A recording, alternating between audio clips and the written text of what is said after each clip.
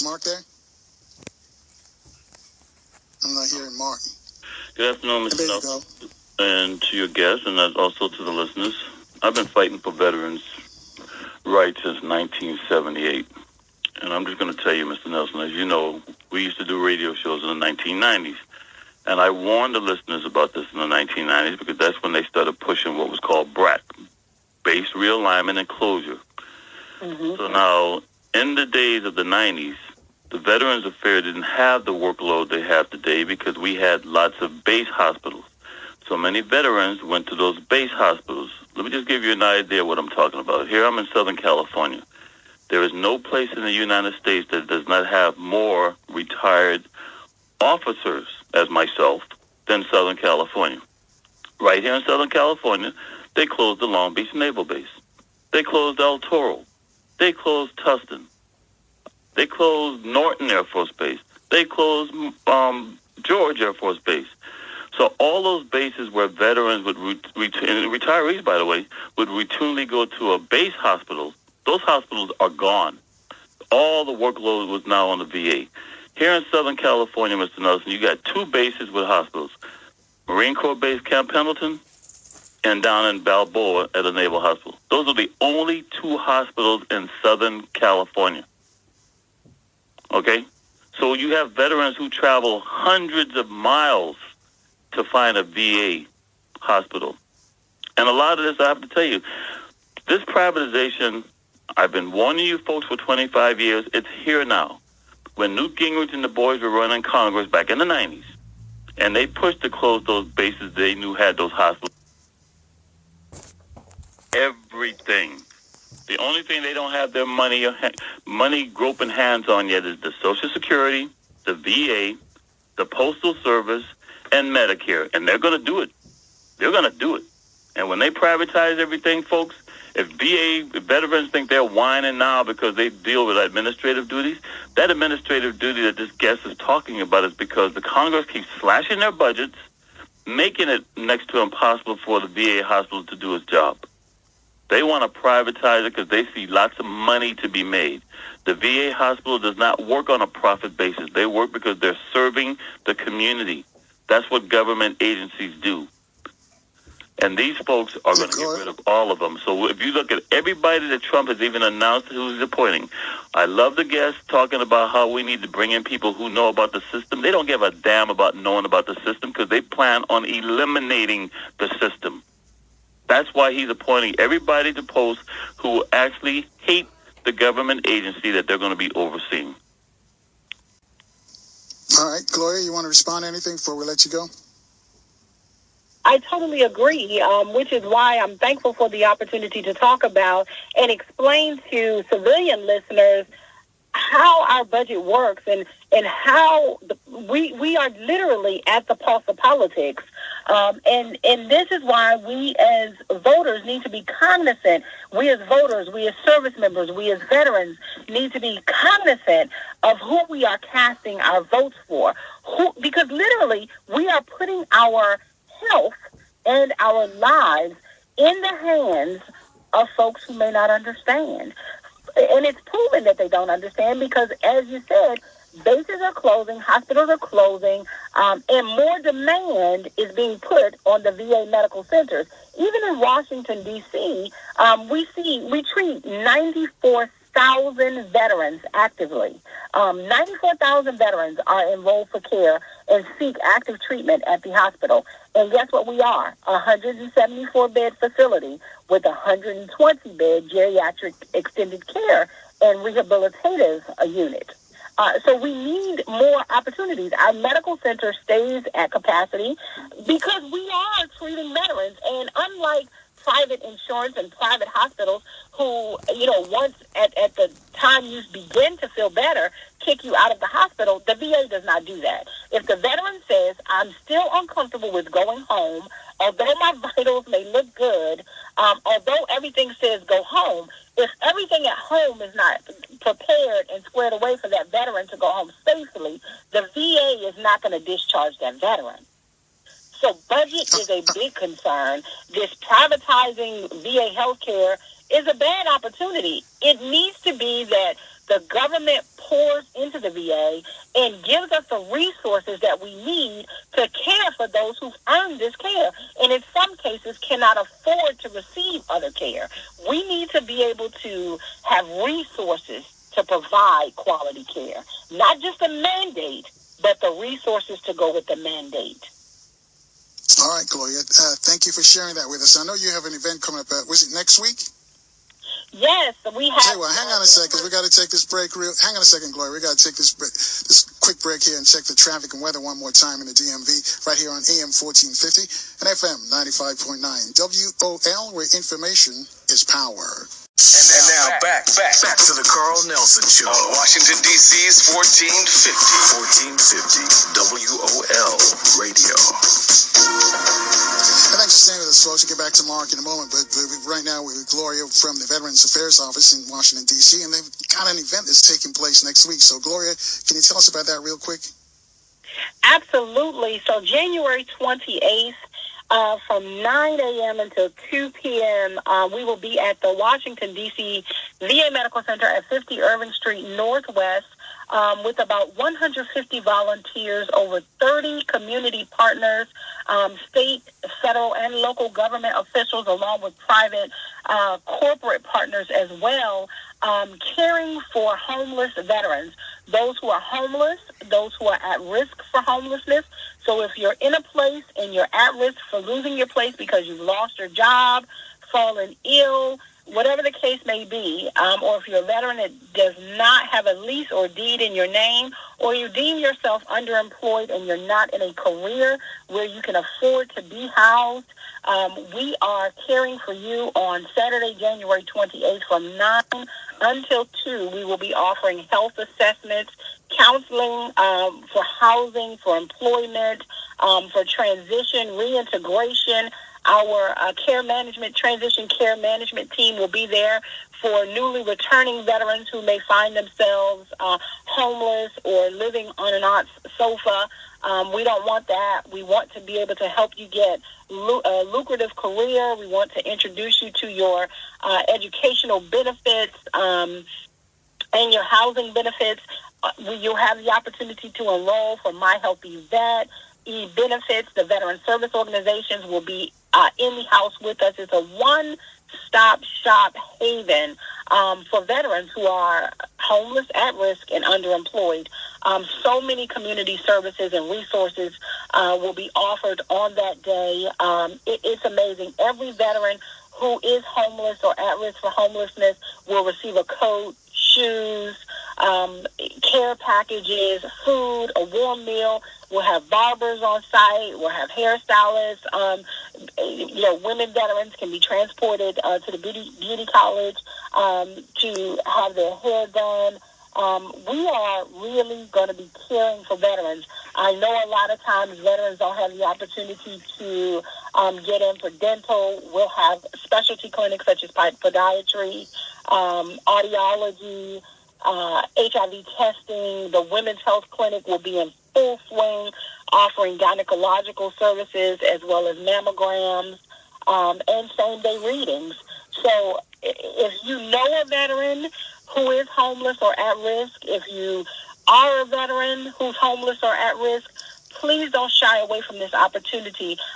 We are truly a caring group over at the DC VA Medical Center, and we honestly want to care for you on January 28th from morning to afternoon. This is the one day we open the doors and allow care and treatment in any area. All right. Thanks, Gloria. And thank you for all the work that you do with our vets. Oh, absolutely. Thank you so much, Carl, for the opportunity. I really appreciate you allowing us to, enlighten veterans on what the opportunities are as far as the Department of Veterans Affairs and their health care. Thank you so much. Thank you. Let's go back to Mark. Mark, I apologize for soaking up some of your time there, but I think you wouldn't mind since it's veterans, and that's something that you deal with too, always looking out for our vets. Interesting that you mentioned about the privatization, about the incoming administration wants to privatize. I didn't know they did all of those services, though, so I can see where they'd probably like to privatize some of those affairs, the veterans affairs, to make some money for themselves and their buddies. But anyway, welcome back to WOL Radio. No, I'm not talking to you. We're on CPT. So, Before we get started, you know, Mr. Nelson, back in April of 2015, April 17th, in fact, I came on your show and I told your listeners that they would see the ugliest election campaign year in U.S. history. Would you say that was an accurate assessment before it happened? It sure was. And it was hard. I mean, this was tough for me the last year. So I'm dedicating this show today to 6 special ladies in my life, all surfers. Courtney Comlog, Izzy Gomez, of course, Angelina Yasa, Tessa Disson, who's surfing right now in Israel. Good luck, Tessa.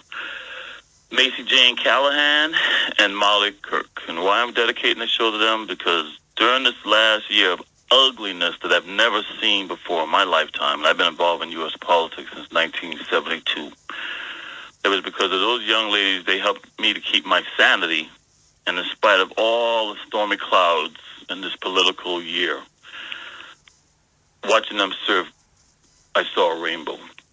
So I just want you to know, going back to the last guest, much of the VA's woes are the VA's fault. Let me just give you one example. At the height of the both war in Iraq and the war in Afghanistan, we had lots of personnel called up to active duty. In fact, it's usually the case. As much as 75% of people fighting in the wars are Army National Guard or reservists. Now, by federal law, Mr. Nelson, if you have an employee who is called up on active duty, you're supposed to hold that person's job until they return. Now, I know, especially in small business America, this really taxes small business America, but that's a federal law. There was a black woman, Mr. Nelson, Army Major, reservist, got called up to active duty, did her time, came back to work. Got called up to active duty again, did her time, went back to work. By the way, she was a nurse. Got called up a third time, and her employer fired her. You want to know who her employer was, Mr. Nelson? Who? The Veterans Administration. Wow. So while they could come on this radio show and talk their crap, how the hell does a black woman who's an Army major, a nurse, called up to active duty? She didn't have to go. She was called up, like all reservists, had to follow her orders, and come back to the VA hospital and got fired because they said she's being deployed too often.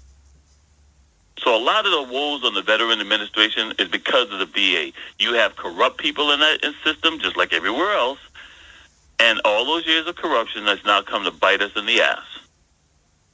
Now, just to give you folks an example of what I'm talking about, because I hear all these folks, and there are a lot of ignorant folks out there, especially those who wear the uniform. They don't know what the hell they're talking about, because most of them don't know politics.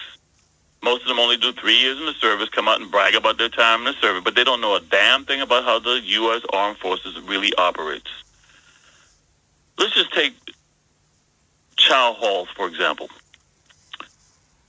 The U.S. taxpayers used to pay an average of $1.50 for every meal that we ate in a chow hall. Well, we no longer have chow halls, Mr. Nelson, because thanks to guys like Dick Cheney and Donald Rumsfeld and all their buddies who hoard themselves out to the George W. Bush administration, they privatized all the chow halls. Now they're dining facilities. The average taxpayer meal now costs $35, when it used to be $1.50. And it gets better than that, or I should say worse. Let's say you're stationed over in Afghanistan. You go and you pick up a plate, but that plate was too hot. So you pick up a second plate to put underneath the first plate so you don't burn your hand. You just cost the taxpayers $70. Even though you didn't put any more food on your plate, the average salary for U.S. Armed Forces, for you folks don't know this, while men and women were dying in combat in Afghanistan and Iraq, getting their arms blown off, IEDs, improvised explosive device, rattling their brains and they're coming home, the average armed force personnel salary that the taxpayers was paying in Iraq and Afghanistan was $31,000. So while our commander-in-chief, Barack Hussein Obama, wants to tout how he's bringing all the troops home, what he's not telling you, they're replacing those troops with private contractors. We used to call them mercenaries. We've got just as many mercenaries now over in Afghanistan and Iraq, if not more, than active duty armed forces personnel. Now, mind you, on active duty in Iraq and Afghanistan, Mr. Nelson, as many as 40% of active duty military qualified for food stamps. Did you know that? You can go on any damn base in this country right now and you will find a WIC office. They don't care about the troops. They care about them while they're serving overseas, and once they come home, they have no use for them. So the average salary was $31,000 for U.S. Armed Forces personnel in a combat zone. Private mercenary contractors, $110,000. Oh, and if they stay overseas for 11 months, they don't have to pay taxes. So you have corporations like DynCorp, private contractor, working for the State Department under people like Hillary Clinton and others. They bring in hookers from Russia. You know, the same kind of hookers they're talking about Donald Trump with now. Those hookers go to Dubai. The private contractors go to Dubai. They spend their 30 days in Dubai instead of coming home, and they get their $110,000 tax-free.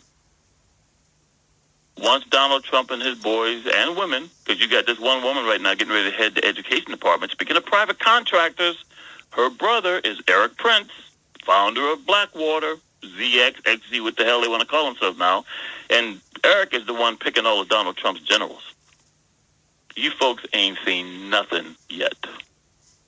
So this may be my very last radio show, because as I told you folks, if Trump and or Pence get in the White House, I don't see myself doing any more radio shows. And just the fact that I even told people I was going to do this radio today, you would not believe the problems of having my telephone. So I hope we don't get disconnected 10 times like we usually do. But I'm having a lot of problems with my computer service and telephone service after announcing that I was going to come on your show today. So I'm going to try to be brief with the answers to the questions for folks out there, because I know a lot of folks have questions. I know we're starting late. You had a question for me, Mr. Nelson? Yeah, hang on a second. We got to take a break, and you're right. We got a bunch of folks already holding for you. Folks, you too can join the discussion with Mark from Anaheim. Reach out to us, 800-450-7876. We'll take your calls next as the big show rolls on from AM 1450 and FM 95.9. WOL, where information is power. And now back to the Carl Nelson Show. On Washington, D.C.'s 1450 WOL Radio.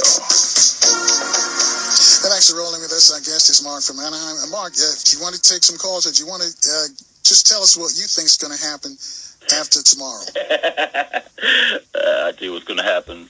I'm renewing my passport. I want to go back to one thing, though, about the veterans. Now, Mr. Nelson, do you recall what was the greatest atrocity accused against the U.S. government during the Vietnam War? My Lai? There you go. By the way, do you know what major covered all that up? No.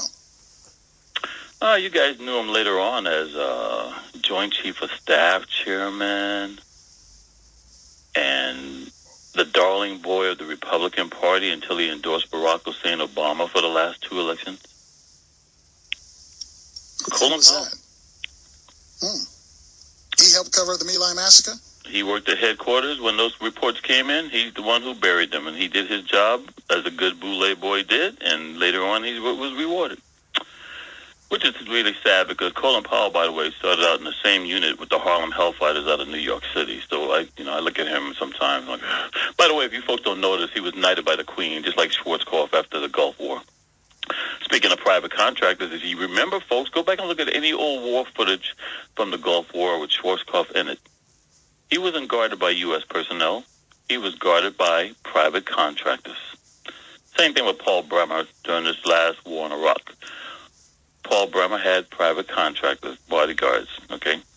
They're privatizing your military. But I mentioned My Lai because, this past year, one of the crew chief on the helicopters for the My Lai massacre passed on.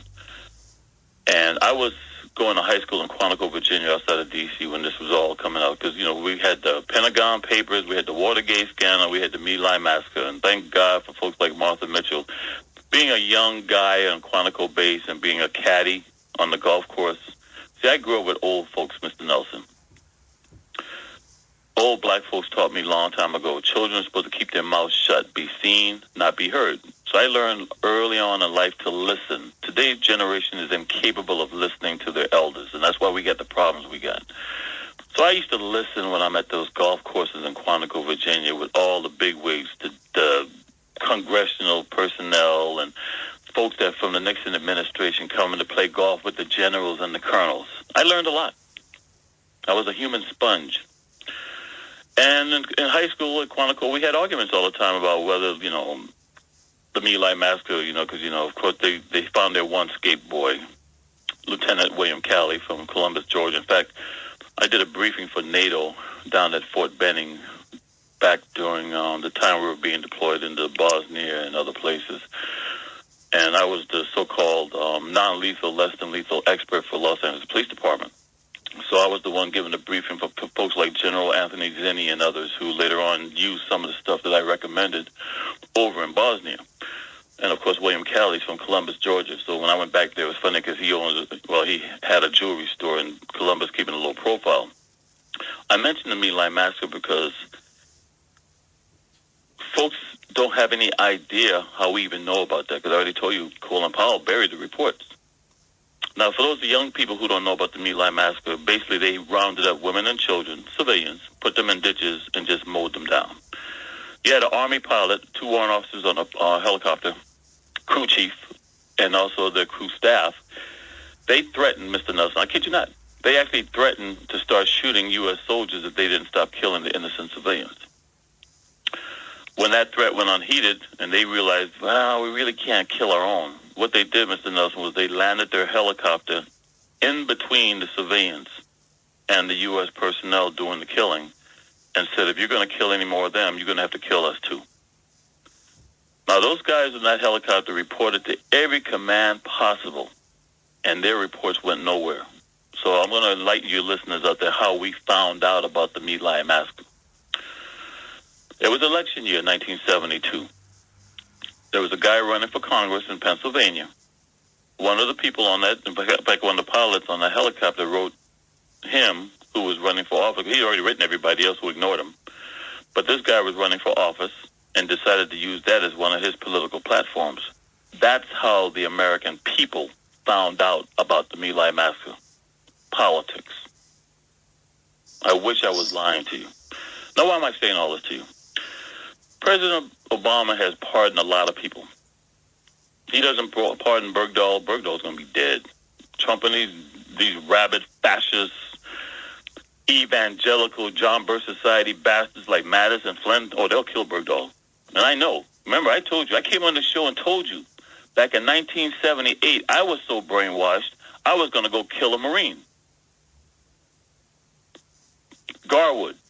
Because he was labeled as a traitor to the United States. Little did I know, Garwood knew stuff that went on in Vietnam that they didn't want the American people to hear about, so they labeled him a traitor.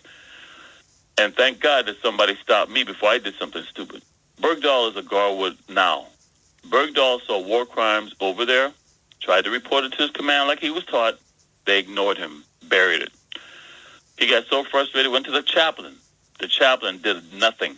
So what he did one day was he put all his personal gear on his bunk, including his rifle, and decided to walk to the next closest U.S. command, hoping that he would be able to report it there of the war crimes he saw. And unfortunately, he got captured as an EPW, as we call it now, instead of POW, enemy prisoner of war. That's the truth about Bergdahl. They don't want you to hear what Bergdahl knows, and they're going to shut him down. You got a Republican lobbyist group out of D.C. who has spent millions of dollars on propaganda campaigns twisting people's heads to believe that Bergdahl is a traitor. All this crap you hear about people dying looking for Bergdahl, that is a lie. I'm a retired Marine Corps officer, and I take this stuff seriously. So if I'm telling you it's a lie, trust me, it's a lie. And Bergdahl is going to go down if Obama doesn't save him. And it's sad, because with the Trump administration and Mattis and Flynn and these guys coming in, folks, we're headed for a world war. So if you want to ask me what's coming down, this country's headed for a civil war, and we're headed for a world war. All right. Let me ask you this before I go to the calls. A bunch of folks from all across the country want to speak to you. They are. Mark. Donald Trump's got his own security there you detail. go, private security. In fact, he may not go to the White House, because, see, if he goes to the White House, he has to follow U.S. Secret Service rules. See, Americans have been brainwashed for a long time now with these crappy shows like 24. Jack Bauer was not CIA. He was not NSA. He was a private contractor. And he would do whatever it takes to get the information, regardless of the law, regardless of the Constitution, regardless of the Bill of Rights. You take Snowden. Snowden is not CIA. He's not NSA. He's a private contractor who, and first of all, if CIA had done their damn job, Snowden would have been in prison before we ever heard about the leaks. Because Snowden did the same damn thing when he was a contractor to CIA that he later did it to NSA. By the way, folks, Snowden is John Birch Society. It's no accident he's in Russia. Okay? Snowden's attorney is the campaign, was the campaign manager for Ron Paul, John Birch Society. You folks better wake the hell up. I've been fighting these bastards for most of my life because I knew what it was like growing up in South Carolina where my grandmother had me in the house by dark. Because of little nigger boy get caught out there on Johns Island, South Carolina after dark, I got to worry about the Klan, I got to worry about the John Birch Society, and I have to worry about the White Citizens Councils. And you folks just let them into the White House. They don't give a damn about Trump. They'll take Trump out in a heartbeat because Trump is not their boy. Pence is their boy. So all you folks demanding that Trump get impeached like, Maxine Waters, yeah, you take Trump down and you got Pence as the president. And then Pence brings in his other John Birch Society boy, Ted Cruz. Seriously. This is not going to be a fun show today, folks, because I'm going to be brutally honest with you and brutally hard, because it might be my last show, but I am pissed. Because I've been warning folks for 25 damn years what you guys have allowed these black folks like John Lewis and others now who crying. John Lewis is making money because of Donald Trump's popularity off of him. John Lewis was a sellout from day one. He's one of those Boulay House Negroes that didn't do a damn thing for the average black folks, only their talent at 10%, and now all these Boulay folks who have sold us out are going down because the Boulay is no longer needed. You get your Boulay boy who's probably listening right now, Michael Steele out of Maryland. He's the one who brought the John Birch Society back into the mainstream of the Republican Party in 2009, and now they have taken over the Republican Party, and Republicans don't know what the hell to do. This country is done because they hate the federal government. The only thing they hated more than the federal government was that Negro in the White House. They will destroy every federal program they can. And let me just tell you folks something. Donald Trump went to the White House. This was the plan. On the first day Donald Trump swears in, we'll go away for the weekend, and on Monday, he was going to get rid of all executive orders until Barack Hussein Obama sat him down and go, whoa, you may not want to do that. See, they thought Trump could come in, eliminate all executive orders, and then come back and they will decide which ones they put back on the books. Because, Mr. Nelson, when I started doing radio shows with you in the 90s, Newt Gingrich, who got in because of McDonald was the head of the John Birch Society on that Korean Flight 007 that got shot down by the Russians allegedly, because I ain't never seen a body from that. And there was a husband on that plane who called his wife after they were all supposedly dead. Gingrich took McDonald's spot in Georgia. Gingrich came in with the Congress, and they passed a little law that most people don't know about, because Clinton was getting rid of all these ridiculous laws that Reagan and George Herbert Walker Bush had put on the books on executive orders. So Gingrich passed a law going, if a president passes an executive order and another president comes in and removes it, you can't put that back on the books as an executive order without going through Congress. So when Barack Hussein Obama enlightened Donald J. Trump Hang on a second, Mark. We got to take it. Yeah, we got to check the traffic and weather. I'll let you finish on the other side, and then we get to some folks who've been holding for you right here on AM 1450 and FM 95.9 WOL, where information is power. And thanks for staying with us and our guest, Mark from Anaheim, and those folks who have some people tweeting me saying they have problems listening to us at WOLDCnews.com. Go to the TuneIn app and download that. I don't think it's anything suspicious. It might be just a lot of traffic on that line. But anyway, Mark, I'm going to let you finish up what you were saying. You do that. So anyway, as I was saying before the break, okay, so listen. I just wish I was making this stuff up, but I'm not. So Donald Trump goes to the White House, and if you all notice, Donald Trump came out the White House looking like he was shell-shocked. You know, like Steve Coakley and I used to always joke about John Lewis. John Lewis is acted and looked like he's been shell-shocked since King got killed when we all, well, let me say we all, those of us in the know, let me just make this clear for you. Rosa Parks is not the godmother of the civil rights movement. One of my babysitters, Septima Clark, is the godmother of the civil rights movement. She was one of Martin Luther King's mentors. She was the only one who could get away with slapping him when he was doing something stupid and could get away with it. You guys look that name up, because most folks, all these black folks, all last week and this week, talking this crap about ML King Day, they don't know a damn thing about the Martin Luther King movement. And guys like John Lewis, Jesse Jackson, Ralph Abernathy, those guys were the sellouts. I call a spade a spade. The fact is, Josephine Baker was supposed to lead SCLC after King's assassination. That's who Coretta Scott King wanted. Because Josephine Baker, by the way, most of my mentors were OSS members and former World War II Nazis. Josephine Baker used to work with the OSS. And she wasn't no sellout. She wasn't one of these house Negro bully sellouts. That's who Coretta Scott King wanted to lead SCLC. Instead, they bring in Ralph Abernathy. Next thing you know, you got Jesse Jackson. He wasn't even in line. In fact, Jesse that day made sure he didn't get shot at the wrong Negro by wearing a turtleneck up there in Memphis. As you can see, I'm not in a good mood. And I'm just laying it out there for you folks.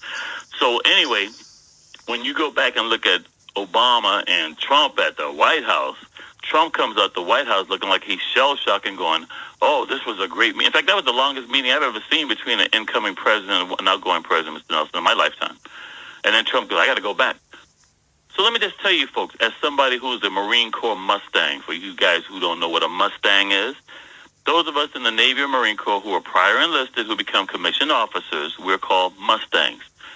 So as somebody who is a Marine Corps brat, Marine Corps enlisted, Marine Corps NCO, and now a retired field grade Marine Corps officer, and black, I know that the only reason I was allowed in the service was because of guys like the Montfort Point Marines. Mary McLeod Bethune from South Carolina, along with Eleanor Roosevelt, were the ones who convinced Franklin Delano Roosevelt to integrate all the services. Didn't happen before FDR died. Harry S. Truman did it. Listen to me very carefully, folks. The only thing that makes it legal for a black person right now to be in the U.S. Armed Forces is a 1947 executive order. These are the kind of things that Barack Hussein Obama enlightened Donald J. Trump when he went to the White House.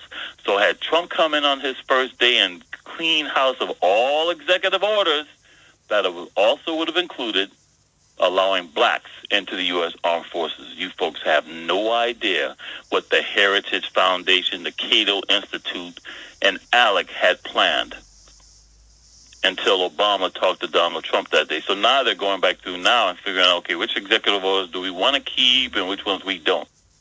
Because they were planning on getting rid of all of them and starting over with a clean sweep. That is the only thing that protects us from being in the service right now is an executive order, and any president can come in and remove a pre-existing executive order. And I challenge anyone to please come on this show in the next hour and prove me to be wrong or lying to the listeners. As we speak, Mr. Nelson, if you want an idea what's going to happen in this country, just look at North Carolina. Democratic governor won. The Republican went out kicking and screaming, refused to admit that he lost. Why? That would have given these Tea Party, John Birch Society bastards the 34 states they need. Right now, they have 33. If North Carolina had gone to that Republican governor, which I'm surprised it didn't, because while Barack Hussein Obama and Hillary, she ain't saying nothing. While these Democrats are talking all this crap about Putin and Russia, we don't need Putin and Russia to rig the election. You got the Republican Party using a cross-check system that eliminates millions of blacks, millions of Latinos, millions of Asians from the rosters who are eligible legal voters, and their votes don't count. Why the hell do we need Putin to sabotage the damn election? But I digress. So in North Carolina, had that governor from the Republican side of the House won, they would have had their 34 states. Why is this important? They need 34 states to finally get rid of the federal government. They've got 33 right now. They need one more. And we got the 2018 elections coming up. You got as many as 34, if not 36, Democratic people who are either facing re-election or are termed out. And I think they're going to get there. They're going to get their 34th state by 2018. If they get their 34 states, folks, the federal government no longer has power in this country. That's your Article 5 Constitutional Convention. So when you see folks like Jill Stein trying to get that vote recall, she was setting it up for your Article 5. Donald Trump, people are already asking if he's going to go after the 14th Amendment. I'm not making this up. Michael Medved just talked about it on his show today, less than an hour before I came on here. They've got 33 states. They need 34. Right now, the governor of North Carolina has been shackled. Everything that he's going to try to pass, the Republican-led Congress has already passed all these legislation that brought up these old laws to basically make him a powerless governor. I haven't seen anything like this in North Carolina as far as the history I've read since back in the days of the Reconstruction when blacks gained a significant amount of vote in North Carolina, and they basically came in and killed the blacks who got elected. You guys do some research on that one. That's what's going on in this country, Mr. Nelson. They have shackled the federal government, and California's no better. California's already talking about seceding from the Union in 2018. Well, I'm from Charleston, South Carolina. That's what South Carolina did. You succeed from the Union, you got your Civil War. Let's take some calls. 800-450-7876. Go to San Antonio. First call on line 5, Eustace. Is Eustace still with us on line 5? Go ahead. Hey, what's up, Carl? What's up, Mark? Good afternoon, sir. Hey, man, I've been listening to the show for a while, man, and I just figured I'd call today because I'm a first-time caller, but I was listening to the lady that was talking about the veterans. And myself, I came in the military as a cook. And 03, they basically phased out the cook job. And I think Mark would probably know about this, but basically, when you come in as a food service specialist, you have to do formation. Your clothes have to be clean, pressed, ironed. You can't really walk on the road because that's food contamination. Not only that, brother, I'm not going to interrupt you, but let me just tell you this, Mr. Nelson. As a commissioned officer, I would walk into any damn chow hall I wanted to and give them an on-the-spot inspection without them even knowing it. And this gentleman right now who's talking about food specialists, they would have to stand there and let me go through their chow hall and inspect them. Am I right, brother? That's right. And I believe that's when it really started, man. When I saw my actual job phased out. And that was like, heartbreaking because, of course, you join the military aspiring to be a chef one day. And so, but if, like... I see what you says, because we're coming up on a break. Can you put in a question form so that Mark can respond? Yeah, hey, Mark, I just want to know that I think my objective is to keep this motivation going as a combat veteran, man, to bring veterans together to lead the way, man. And I was looking at my question is, how do we get, like, loans and stuff like that, man? Because I would like to see if, we can launch businesses, like lead from the front, like we did in the military. Because right now, I'm so intrigued of just using the skills that the military has given me, not just to push the veterans, but to push these young people to say, hey, you could do something for yourself, man. You could make something yourself and just, work together, man, and just keep leading from the front like I did, man. You know what I mean? Yes, sir. All right. Do we have enough time? You want to wait till after the break for me to respond? How much time do we have? I think we have 2 minutes. Okay. 3 minutes. Thing, brother. A good example of what the brother's referring to, I'm just going to cite right now. Look at the demonstration going on against that pipeline on Native American land. What few people seem to know in this country, since most media is not covering, since they're all in bed with the corporate fascists, only 6 corporations now control 97% of all media in this country. 8 men, and well, actually 7 men in this country, one in Mexico, control 53% of the wealth on this entire planet. So what you may not know about what's going on with that pipeline on Native American land, the reason they were successful in at least temporarily stopping it, because God knows Trump and his boys are going to go in and take care of business, they're oilmen, is because 2,500 veterans went to that site and stood on the front lines between the cops, the private police, and the Native Americans.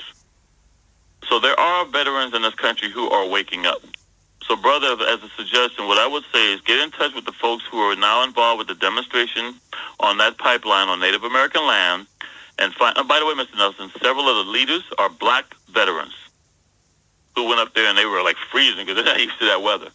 So you got black veterans that are actively involved right now, standing on the front line and bringing together other veterans in this country who are conscious to fight against this corporate fascist system. And I would suggest starting there. All right. 800-450-7876. Still waiting on our break. But let's go to Terry. Terry's calling us from Columbus, Ohio. Terry, you're on with Mark from Anaheim. Oh, man, I can't believe you're trying to go first permanently, Mark. How you doing, brother? I know nothing.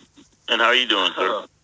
Yeah, I'm doing pretty bad. I just wanted to ask you if you could put it like in the context of like a movie scene, like the privatization that's going to take place. Like, what is it going to really look like? Okay, well, see, for folks out there who don't know, it's called fascism. You don't hear these left-wing so-called progressives, Obama or anybody else use the term. It's fascism. Fascism is when corporations now run your government. Mussolini termed the coin fascism. Smedley Butler called Mussolini a fascist, and he was forced to retire from the Marine Corps. By the way, Smedley Butler, folks, if you don't know, he was the one who stopped them from performing a coup d'etat on Franklin Delano Roosevelt.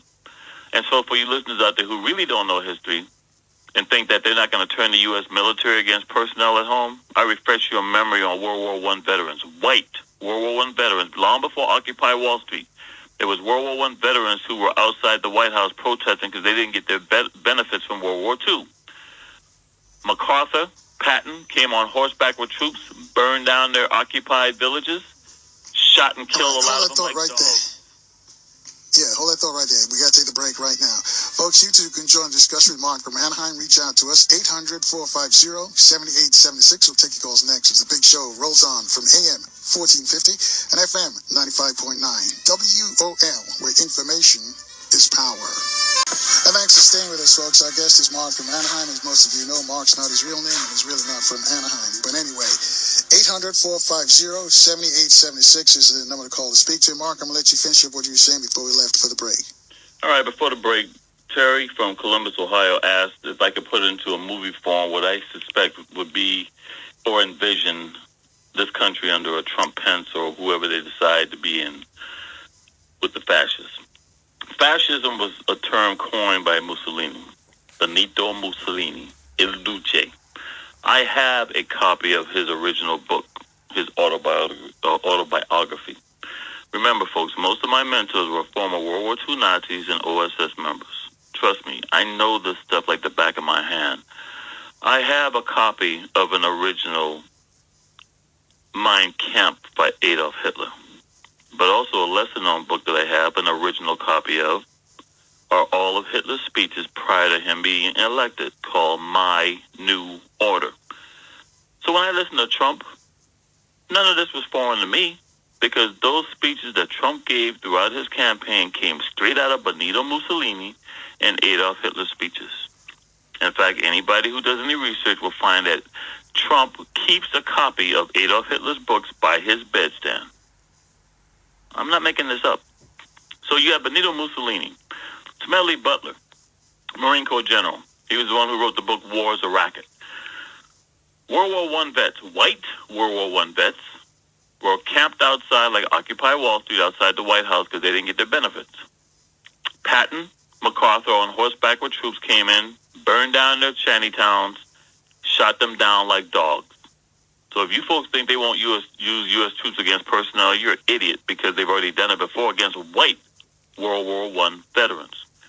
However, it's because of MacArthur and that act when the corporate fascists in this country, and I'm talking companies like J.C. Penney, Montgomery Ward, Remington, U.S. Steel, DuPont, they wanted to perform a coup against Franklin Delano Roosevelt.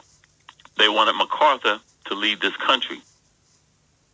But they knew the enlisted troops would never follow MacArthur, because the enlisted troops remember what MacArthur and Patton did to enlisted personnel outside the White House against World War I vets. So they picked Smedley Butler. However, Smedley Butler, being the true patriot, he went to Gay Edgar Hoover and told him the whole plan. Hoover didn't believe it. They put it in the media, made him out to be a conspiratorial, paranoid.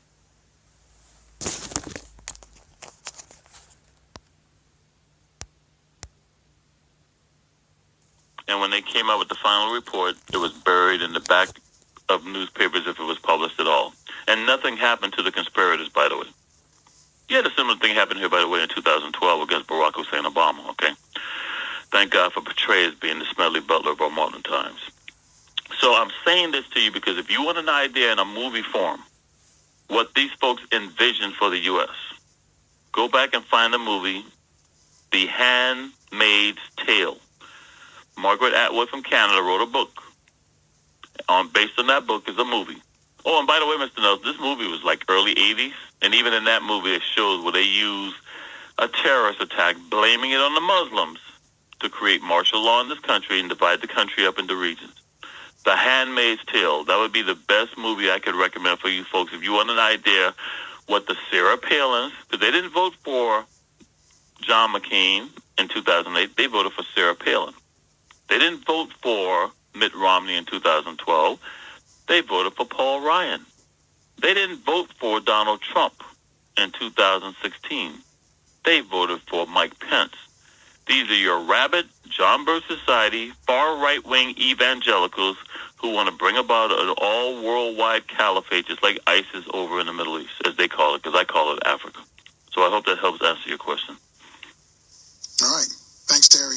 800-450-7876. Tyreek, Brother Tyreek's calling us from L.A. Brother Tyreek, you're on the mark. Tariq already knows Tariq knows what's going on. My brother, I am just so grateful to hear you. If it's going to be your last show, I hope not. But anyway, I overstand completely.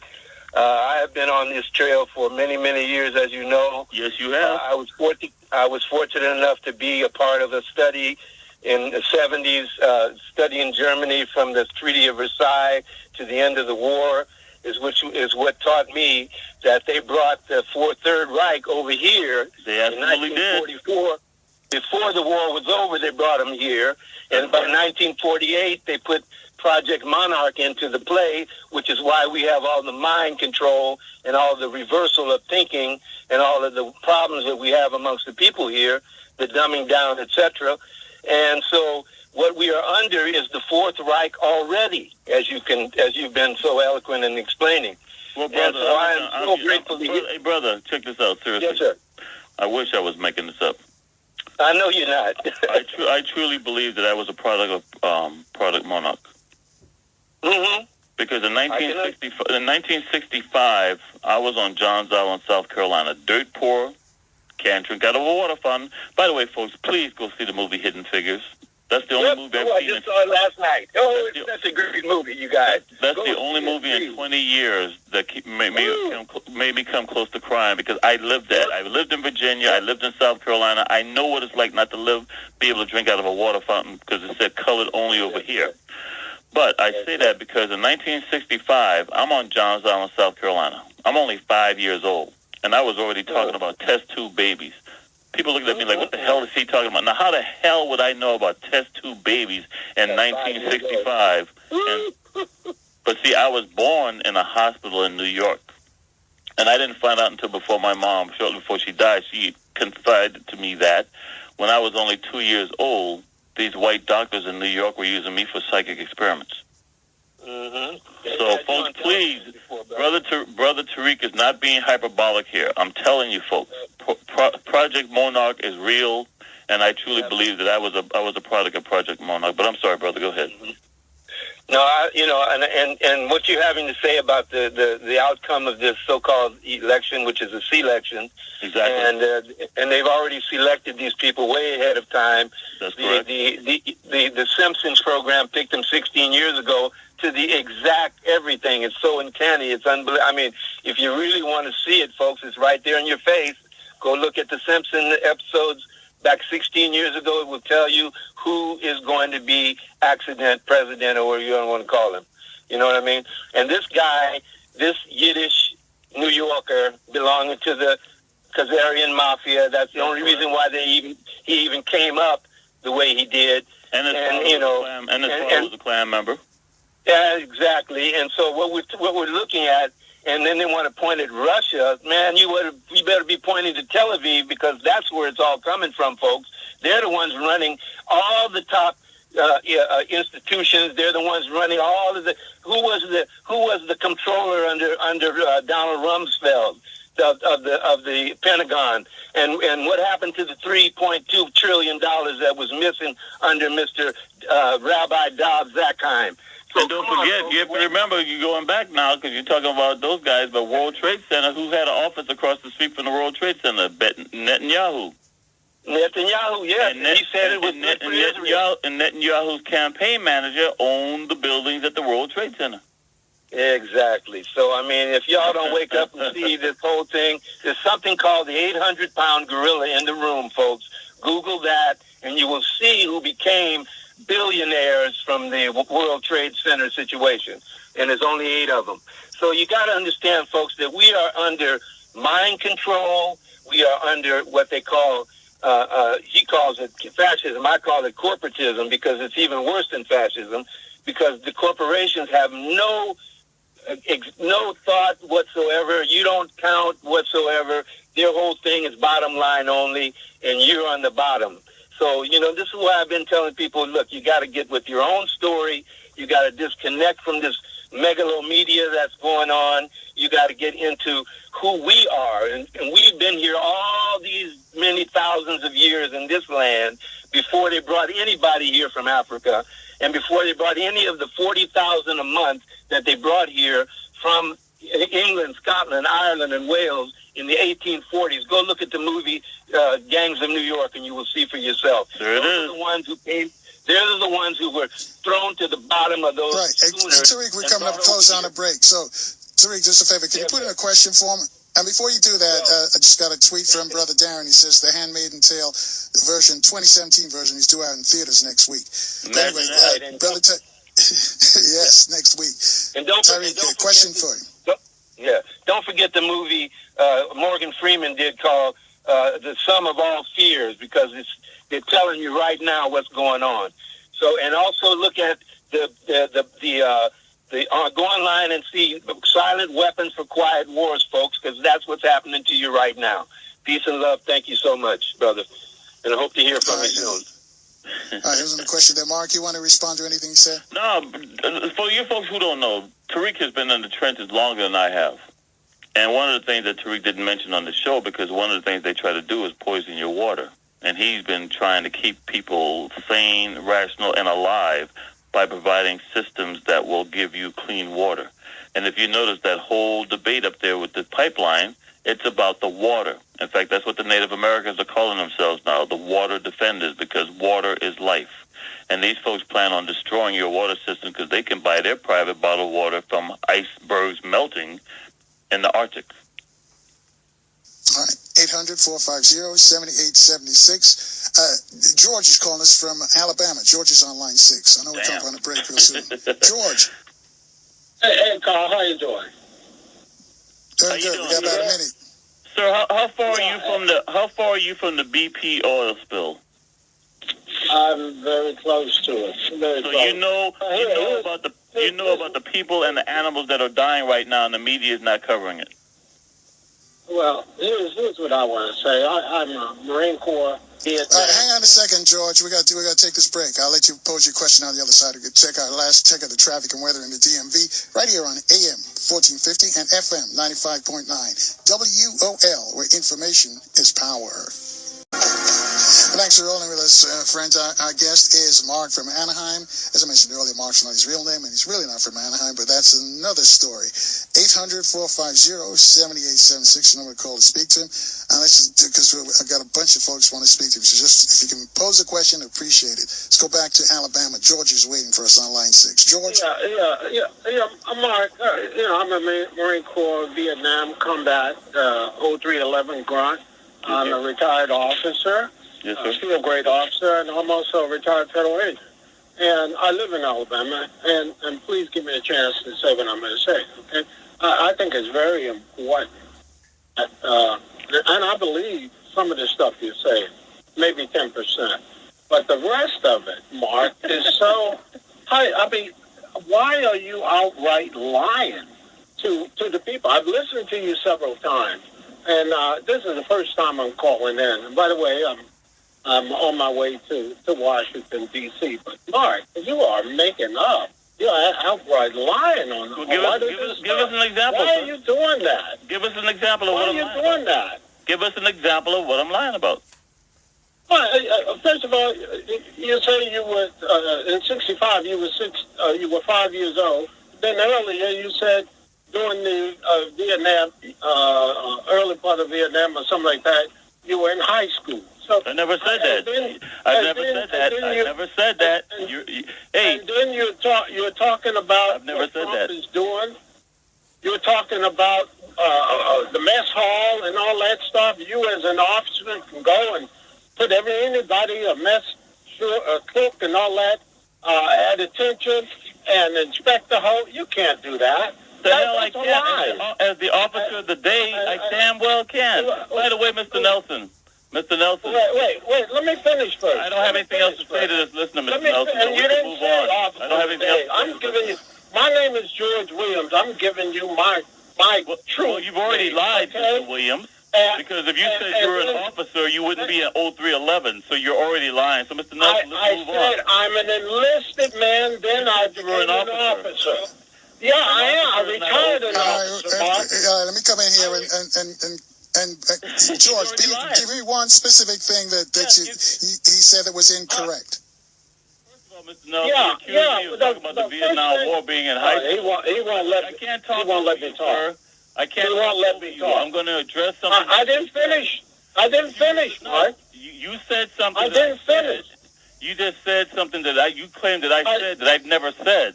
I never said that I was in Vietnam because I state that in 1972 I was at Quantico High School. That's not hard to find. I could send you the damn photograph of me in Quantico High School. I think the Vietnam War was still going on in high school in Quantico, Virginia. In 1965, yeah. Just about over. All right, George, give something that he said, and forget about Vietnam and all that. Something that he said that's incorrect. What is it? Well, about 90% of what he said is incorrect. No, just tell me. No, just tell me one. We just want one. Give me one. George, just give us one. Just give us one. There's just so much. Well, let's There's go so much, but he can't find one. Let's go. You have fun up there in D.C. at the inauguration, sir. To the Trump situation, where he's saying that Trump and the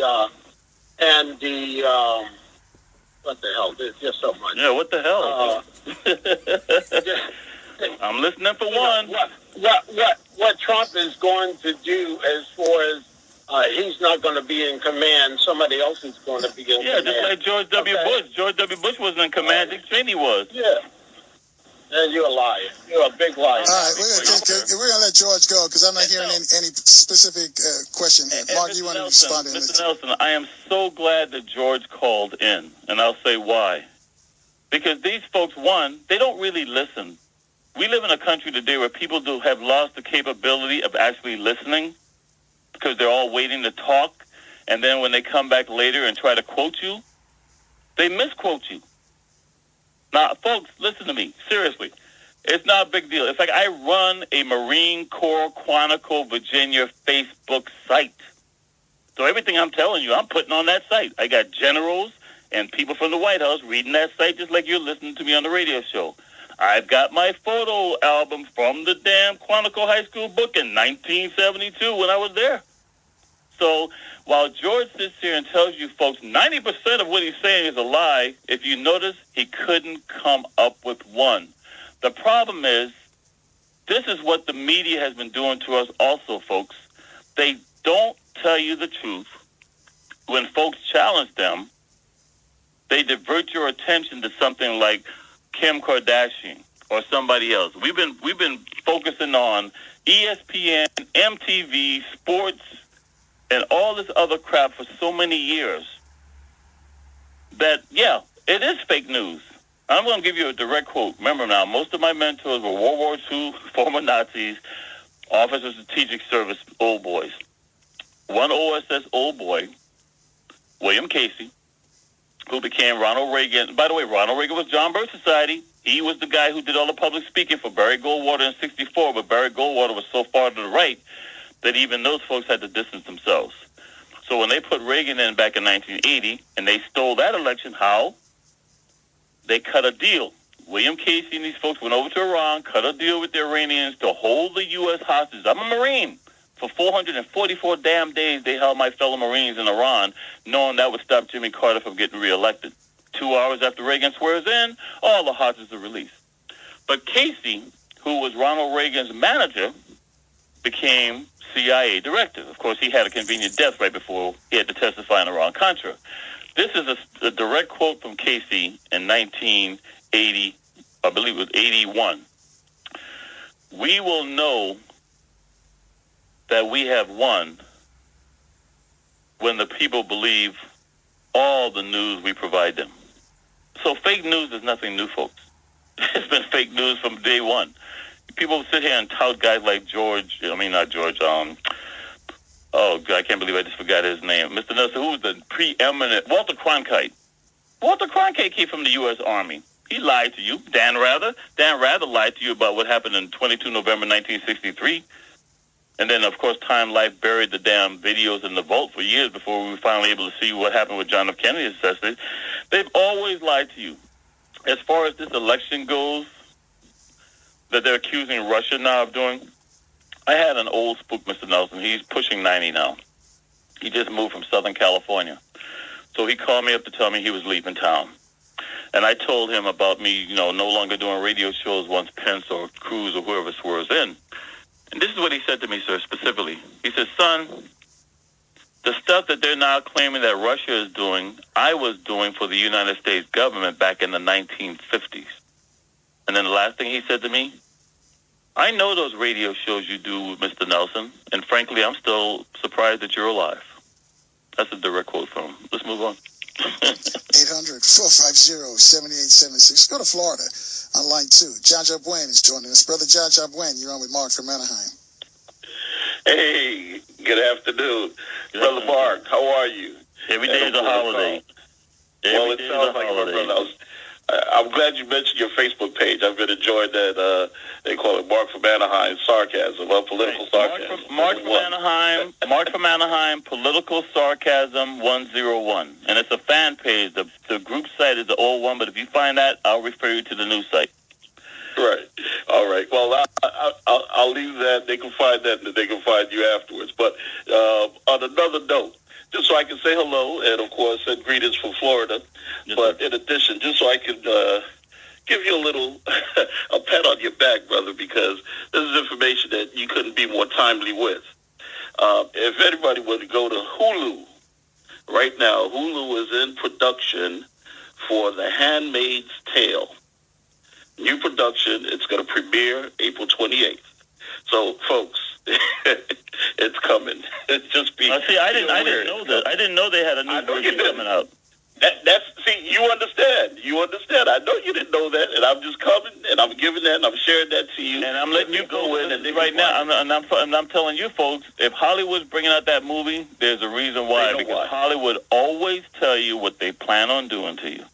Exactly. That's the medium, and you can listen if you want to, and they're gonna compile it. And Hulu is the medium that they're choosing. So enjoy. Of course, as always, man, enjoy hearing you, hearing your voice, and hearing your information. So don't give up. Don't worry about it. And Brother Carl, if he says he's surprised to still be alive, what does that mean for all the other people who interviewed him in the past? Are they in trouble too? Oh, like yourself. Thanks, Dr. Wynn. 800-450. I think it's gone. 800-450-7876. We're going to come up on a break real soon. But let's go to Indiana on line 3. Mayhem, your thoughts. You're on with Mark from Anaheim. Hey, Mark, what's going on? Sir, I talk about you all the time because you're one of the few brothers who come out and let people know what really is going on in Indiana. And I know right now folks have to remember this vice presidential elect is from Indiana, the guy who passed the law allowing citizens to shoot cops if they want to. So that tells you how cop-friendly he really is. But in Indiana, there's just so much going on that the media is not covering. So, brother, I'm glad to hear your voice, to know that you're still out there, man. Hey, I'm going to make it real quick. I want to go deep. Some of the stuff we're talking about has been going on, and for a lot of people, it's too late because they think this is entertainment, but it's not. People eating babies and molesting children, and people think it's funny. Hey, let me ask you, Mark, who is it? I'm glad that they didn't steal your soul or steal your energy. Who is it that they're trying to resurrect? And if they're so devilish, can they do it? Because I think that's what's going on. You can talk about it if you want to, but like I said, a lot of hang on a second, ma'am. Stay with it. Hang on a second. We're going to take another break right here, and then I'll let you finish your question for Mark. Folks, you two could join the discussion. 800-450-7876. We'll take your calls next. It's a big show. It rolls on from AM 1450 and FM 95.9 WOL, where information is power. Thanks for staying with us and our guest, Mark from Anaheim. Again, the number to call to speak to Mark is 800-450-7876. Let's go back to Mayhem in Indiana. Mayhem, your question or comment for Mark? Who are they trying to resurrect? Right, brother? Yeah, and then I'm gonna say something. Then I'm gonna get off the phone. Like I said, all right, let me answer your first. Let me answer your first question. Okay. For all the folks out there, I'm sorry, I just have to say this to you this way because I know a lot of people don't have access to the internet. For those who have the internet, Google General Mattis reincarnation. Like I said, I wish I was making this stuff up. What's your next question, sir? Like I said, we just came back here, but my father was in the military, and I was born in Alaska. But anyway, like I said, Indiana, man, it's like a digital plantation. The Midwest is like a digital plantation. And I can't get mad at the people, but I feel for black people to think this stuff is funny that you're talking about, and they don't really want to take heed because they in trouble, man. And that's, brother, listen to me. And that's the real reason why I'm no longer doing radio shows. I'm not afraid of Trump. I don't give a damn about Trump, Pence, and these other guys. You know why I'm stopping doing radio shows? After 25 years and watching black folks allowing this to happen, I'm just so pissed off now that I'm done. Yeah, I see what you're saying because our elders already told us about this. Thanks, Mark. Bye. Yeah, so Mr. Nelson, that's why I love Mayhem, man. The brother's really deep. Seriously, folks, Google General Mattis reincarnation. I wish I was making this stuff up. And they know me. And going back to that call earlier, George from Alabama, I didn't find out until right before my mom died because some things happened in my family life, so I went home to ask some questions, and she sat me down and told me how when I was born, these doctors at the age of 2 were using me for psychic experiments in New York City. And I don't recall much of this. But I always known that something was really different about me because all my life I've had people from all over come to me for information or advice. I've never been a Mason, never will be. But Masons come to me for information and advice. And lots of generals and other people come to me seeking my information or advice. And I say this to you only because with what's going on with Mayhem, on both sides of the U.S. flag in Congress is the symbol of the fascists. And they refuse to take that symbol down. Now, that symbol used to be on the back of the U.S. dime, the lady head dime. But when people you have to remember, it wasn't until, once again, Roosevelt that most people in this country had access to information. Roosevelt was the one who passed the first GI Bill, so a lot of veterans coming home getting educated started asking questions. So they removed the fascist symbol off the dime, removed the lady head, and replaced it with something else. So you'll see that symbol of fascist all over the place because that's the Roman Empire symbol. And you'll notice Congress will never take that symbol down. We are like the reincarnation of Rome, and as Rome, we're going to go down. But Mattis, he's one of those, he's a zealot. Never been married. His whole life was to go to combat to kill folks. I wish I was being hyperbolic when I tell you this. And he literally believes that he's some reincarnated from the Carthagines or whatever with the Roman Empire. And for whatever reason, many white folks who have come to me for advice, they say that I'm supposedly some reincarnated general from the Confederacy in the Civil War. Let's move on, Mr. Nelson. All right, somebody wanted to repeat the name of the movie. It's Handmaid's Tale, correct? No, The Handmaid's Tale. Now, the original was with Robert Duvall, and that movie even showed Mr. Nelson the shootout with LAPD during the Symbionese Liberation Army. So it had a lot of actual riot footage and stuff like that, but The Handmaid's Tale, and Natasha was in that movie. Natasha died not too long ago from a ski accident. But there was some real... oh, God, I just forgot her name. But there's some big names in that movie, and it wasn't like a very well-produced movie as far as monetary value goes, but that movie shows you exactly what the Sarah Palins... Remember, she belongs to this evangelical church out of Wassalia, and how they want to divide the United States country. Oh, and they're going to round up all black folks, round up all women who've ever been on a pill or had an abortion, and divide this country into certain regions. The Handmaid's Tale. The book was written by Margaret Atwood. She was she is a Canadian author. All right, let's move on. 800-450-7876. Dee's calling us from Baltimore. Dee, you're on with Mark from Anaheim. Yes, good evening, Carl. Good evening, Mark. Good to have you back on the air. I usually don't call in unless somebody is spitting a bunch of BS or either they're telling what I consider most of the truth. So I'll lean toward the truth in your case. Two big questions. One, can you give a picture of the other side of Hillary again, in which mostly consists of a bunch of symbolic building name changing and other foolery? But anyway, I want to talk about Cynthia McKinney. Can you address her and what's going on with her and what happened to her versus someone like a John Lewis? And those are my two questions. Yes, sir. So let's deal with number one. Hillary Clinton. Hillary Clinton was a Barry Goldwater girl. By the way, folks, the 5 top runners in the various parties, including the CIA boy out of Utah, Jill Stein, the Libertarian Party candidate, all of them, they all have one thing in common, Mr. Nelson: John Birch Society. Hillary Clinton and Donald Trump are related by blood. Hillary Clinton was one of the few people who could run on the Democratic ticket who could lose to Donald Trump. And she still didn't lose, so they had to steal the election. Now, just like in 2000 when Maxine Waters, a few other black congressional leaders, brown congressional leaders, Asian congressional leaders came out and demanded a recount or investigation into the election. Now, mind you, Mr. Nelson, the president of the Congress is the vice president. That was Al Gore at the time. He, along with the Democratic senators who only one, had to back Maxine Waters. None of them did. So let's flash forward to 2016. While Barack Hussein Obama gives a congressional medal to Joe Biden, once again, Maxine Waters, other black congressional leaders, other brown congressional leaders, Asian congressional leaders stand up and demand an investigation into this corrupt and how this election was stolen. The vice president is the president of the Congress, Joe Biden, that Obama gave a medal to, didn't support, Maxine Waters, and no U.S. senator, because they only need one.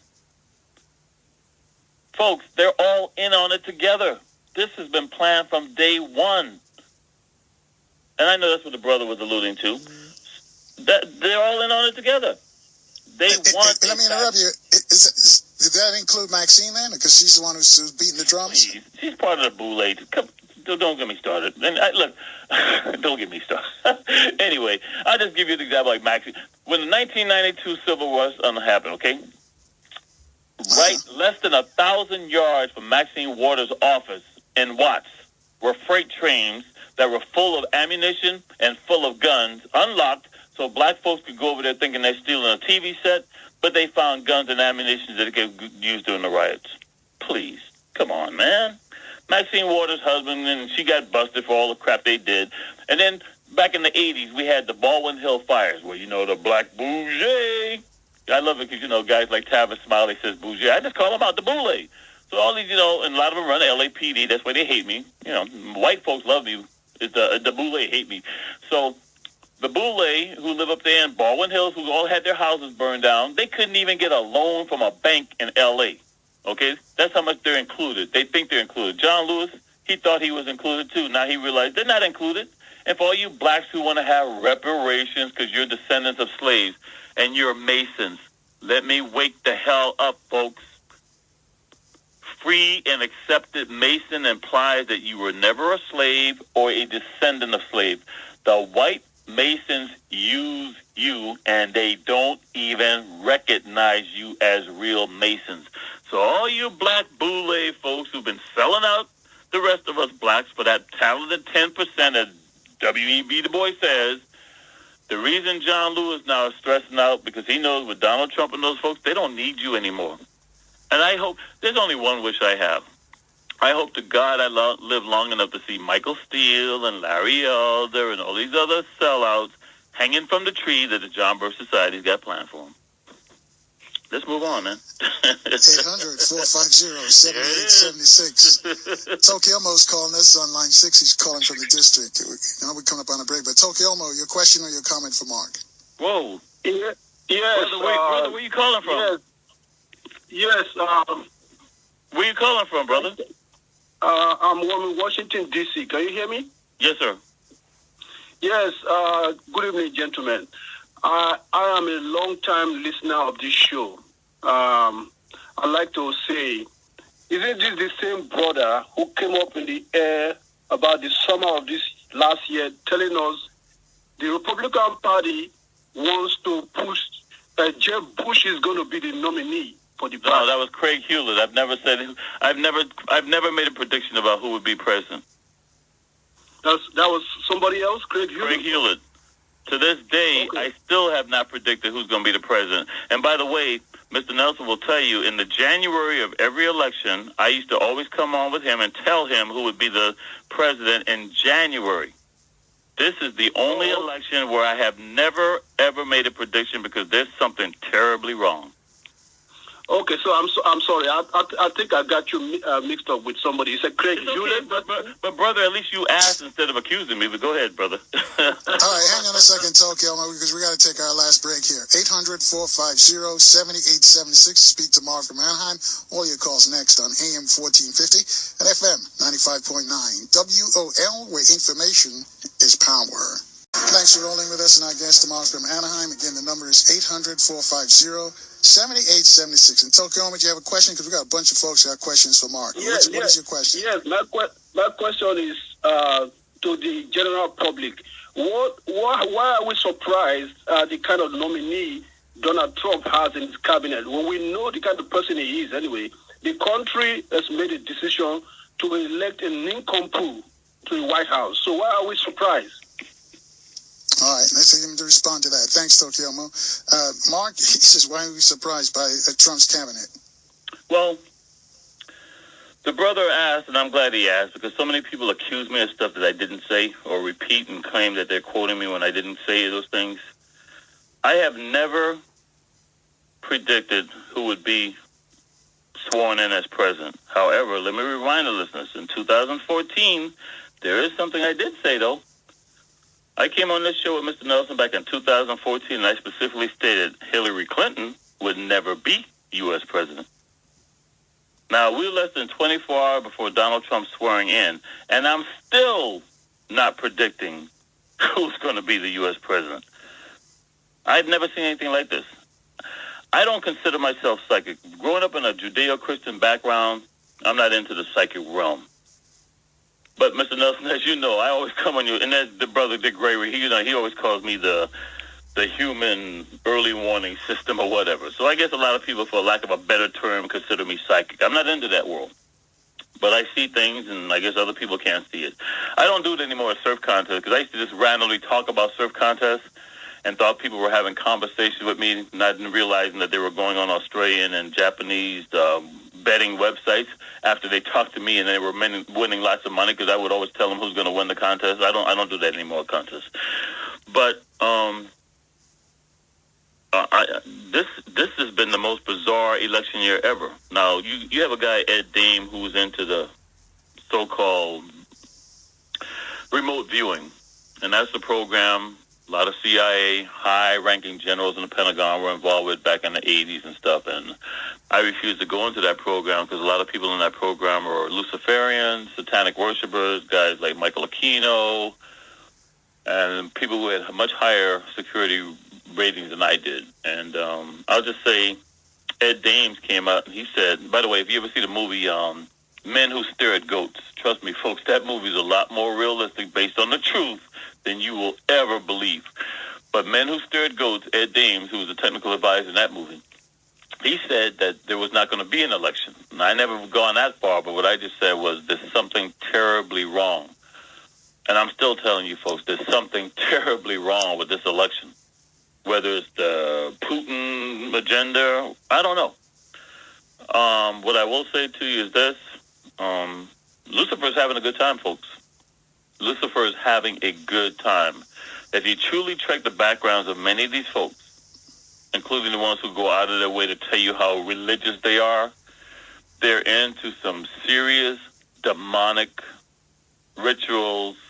And I know Mayhem, who's a lot more intelligent than he tried to let on in the show when he talked about who are they trying to reincarnate. The United States, and this is what got Martin Luther King killed, by the way. Martin Luther King Jr. was neither a Democratic nor a Republican, just as myself. I'm neither. In 1960, he said, I can't recommend the Democratic Party or the Republican Party for Negro, because that's what they call us back then, for Negro folks to vote.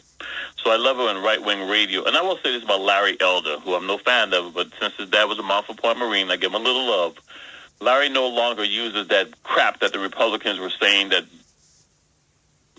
King was a Republican, because he wasn't. And I called him on it. Now, you still have folks like Ralph Abernathy, they love him because Ralph Abernathy was not only a Republican, Mr. Nelson, he heavily campaigned for George Bush back in 1988, right? But, that's Ralph Abernathy. So I'm just saying this to you folks because the thing is, we are living in a very decadent society. The primary reason why I'm leaving this radio show, if Trump, Pence, or any other John Birch Society member swears in, Craig Hewlett, he's the one who predicted Jeb Bush was going to win. Craig Hewlett told me with Carl Nelson back in 1994, Mark, in a decadent society, you should listen to this adage. I was told a long time ago, in a decadent society, a prudent man needs to learn to keep his mouth shut. Well, sir, Mr. Nelson, we are living in a decadent society like I've never seen before in my life. What you had in the past, the corporate fascists would pick people to run for office to do their bidding. Now they've just eliminated the politicians and they're running for the offices themselves. That's how corrupt we've got. If you truly look at the folks, including Trump, who we have put in places of power and going to be cabinet members, they're billionaires who no longer even want the politicians to be the front man for them. They're just going to do it themselves. They're Luciferians. They're evil to the core. And just like the so-called ISIS, which is not the true religion of Islam, these evangelicals are not the true religion of Christianity. And they are working on an all-worldwide caliphate. Trump's administration is going to move the embassy for the United States from Tel Aviv to Jerusalem. If you guys go back and watch the television series Dig, you'll see what happens in that movie where they try to do this reincarnation to bring an all-worldwide caliphate while they're digging underneath the most holy site for Muslims in Jerusalem. Folks, as I'm talking to you on the phone right now, they're doing that in Israel. Mattis, rabid. They hate the Jews as much as they hate the Muslims, but they'll use the Jews to justify being over there. Flynn doesn't even recognize Islam as a religion. So that gives you an idea of what you're dealing with, folks. We are headed for a world war. Meanwhile, they talk about China. Now, China is surrounded on all sides by the U.S. and NATO. So China has started developing artificial islands, and they're putting missiles on it. Russia. The United States, ever since Bill Clinton got in the White House, violated every promise they made and has surrounded Russia with NATO forces. We're putting in more anti-ballistic missiles into Poland right now as I'm speaking to you on the phone. Russia is surrounded on all sides. Ukraine, John McCain and his folks went over there and sabotaged that election and put in a fascist.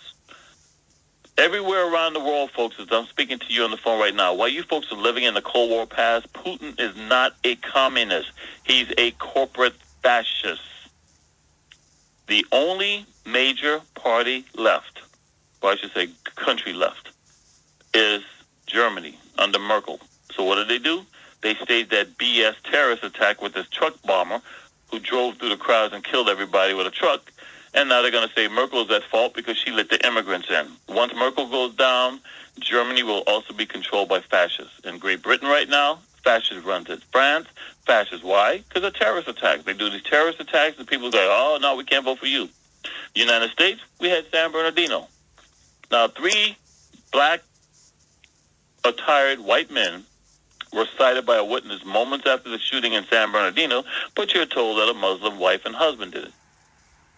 And so you vote for Donald Trump because he's going to make you feel better. In the law enforcement and police departments and armed forces right now, you have the Oath Keepers. This guy, Stephen, founder of the Oath Keepers, he bragged on Coast to Coast AM how he's using the same document that they use in Libya, Syria, Egypt, and all these other countries to create a civil war, and he was going to use it here. And they're doing it, Mr. Nelson. And it's not just a Republican thing.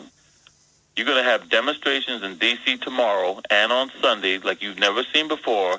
And the Democratic Party, these folks are calling it the Democracy Spring. That's what they call it over in these Middle East countries, Arab Spring. The document is by a guy, it's called From Dictatorship to Democracy by Frank Sharp, I believe it is. These folks are using it here as a textbook. There will be chaos in this country like you have never seen before. You folks can believe what the hell you want, but like Tariq told you earlier, and like Mayhem just said, this ain't no entertainment show, folks. It's coming down. I plan on spending my last few days on this planet quietly working with my little female surfers, coaching them along. When we're out there surfing, I don't think a damn thing about these politics. And I thank you, Mr. Nelson, for allowing me on your show today because, trust me, folks, it's been a fun ride, but I got to spend my last days taking care of me. You folks get your bug-out bags. I have it on mark from Anaheim, Political Sarcasm 101 site. You better start going to a gun range, Mr. Nelson, because all your enemies are. You need to start respecting your families more, folks. You need to get closer to God, folks. You need to start keeping no less than a quarter of a tank of gas in your vehicles, folks. You need to stop putting your personal business on social media sites, folks. Get closer to God. Start loving your own family members again. And start taking care of each other. All right, we still got like 8 minutes. You want to take another call? You do what you want, sir. It's your show.